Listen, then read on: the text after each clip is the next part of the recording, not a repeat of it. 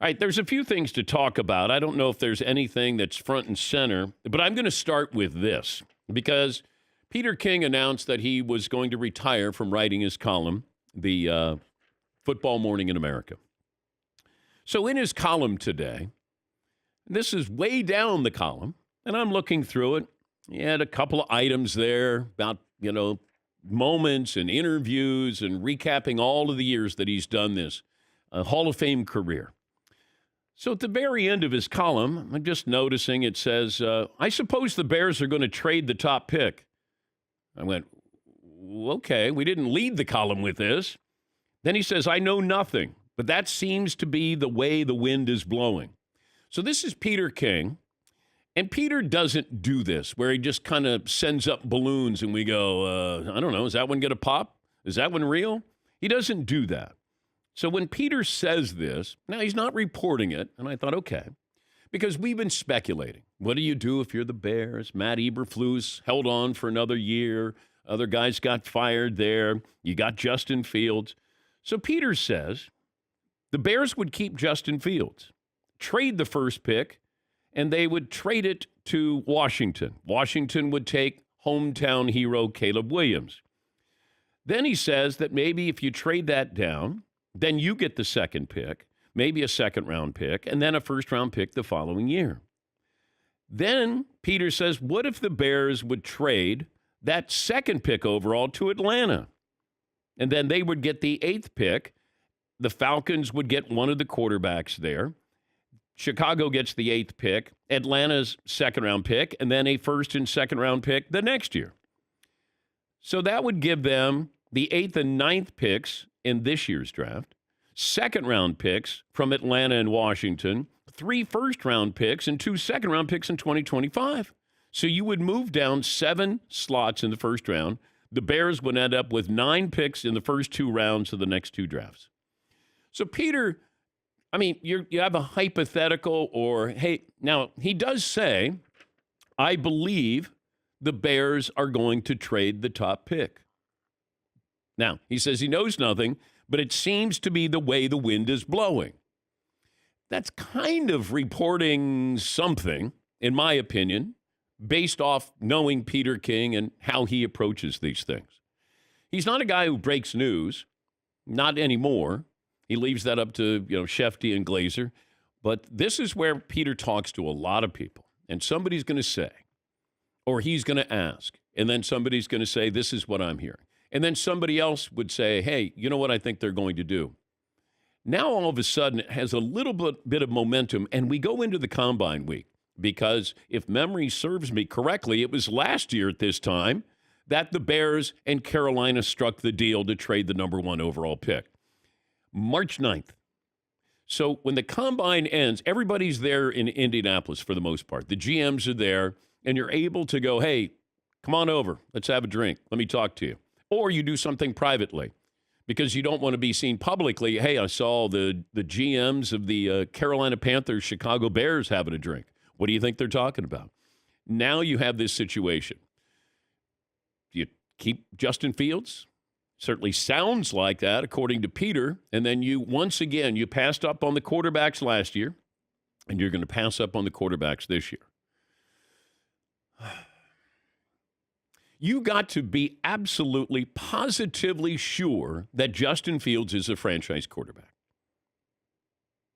Because you're going to pass up on Caleb Williams, Drake May, Jaden Daniels, and you're going to have Justin Fields. Well, you're going to have to pay him next year. You have to say to yourself, we're going to pay Justin Fields $50 million a year. Because imagine the leverage that Justin Fields has.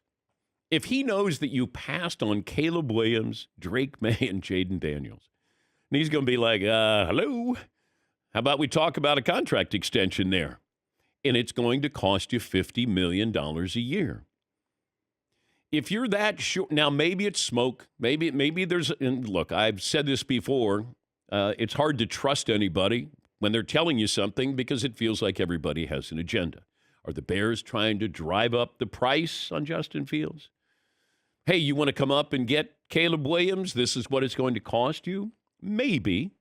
But just the fact that here's Peter saying that's kind of how the wind is blowing here, I'm really surprised.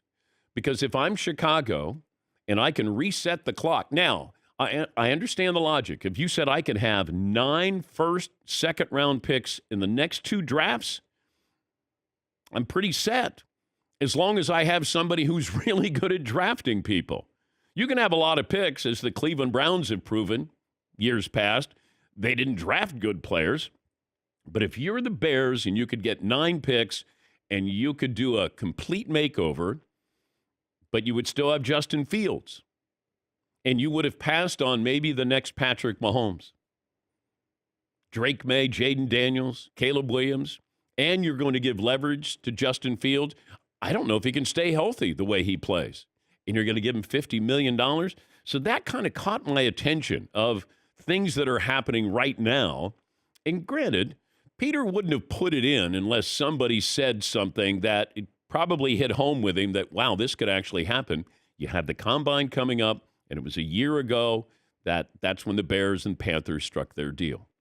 But, man, are you giving Justin Fields a lot of leverage? And you're basically saying we are attaching our franchise to you. I like Justin Fields, but when I start to put it, paint that picture here, I mean, I have to really love Justin Fields, and I don't love him. I would love to see him in Atlanta. I'd like to see him back home on the turf, and he'd be playing with those weapons there. That'd be a lot of fun. But if I'm the Bears, would you have kept Matt Eberflus, the head coach, if you were going to move on and draft Caleb Williams? And the reason why I say that is Caleb Williams comes in. What if the team is not good next year? Do you stay with the head coach, or do you go out and get a new head coach? If I'm going to take Caleb Williams or Jaden Daniels or Drake May, don't I want a coach to come in and be able to be with him for those 4 years or 5 years? Instead of Matt Eberflus, maybe he's one and done if they don't perform. Maybe, if you take Caleb Williams, there's no guarantee you're going to go, well, we should let Matt Eberflus stay there for a while. He's already been there for a while. So it was one of those, wow, that kind of jumped out at me that, yes, Peter retiring, going to miss him, great contributor to the show. But this was one of those down far in the column where I went, okay, that's got a little bit of teeth to it, in my opinion. When you said, I suppose they will, and that's the way the wind is blowing. Instead of saying, I got a crazy trade, possibility here. We do hypotheticals on here. And maybe if Peter had kind of framed it that way, I wouldn't have led the show with that. But the fact that Peter had it, the way the wind is blowing, I think there's something to this. Unless you're trying to drive up, the price of Justin Fields, maybe they keep him. And maybe, you make some trades here. Atlanta needs a quarterback, and Washington needs a quarterback. Patriots need a quarterback. Wait a minute. Who's going to be trading up for that? What are you going to get for that? Washington's going to trade that? Well, the Raiders are also, keep an eye on the Raiders doing something as well. Because they're kind of in no man's land to get the big-name quarterbacks. And if you want to go up there, and I like Aiden O'Connell. I don't love Aiden O'Connell, but I like him.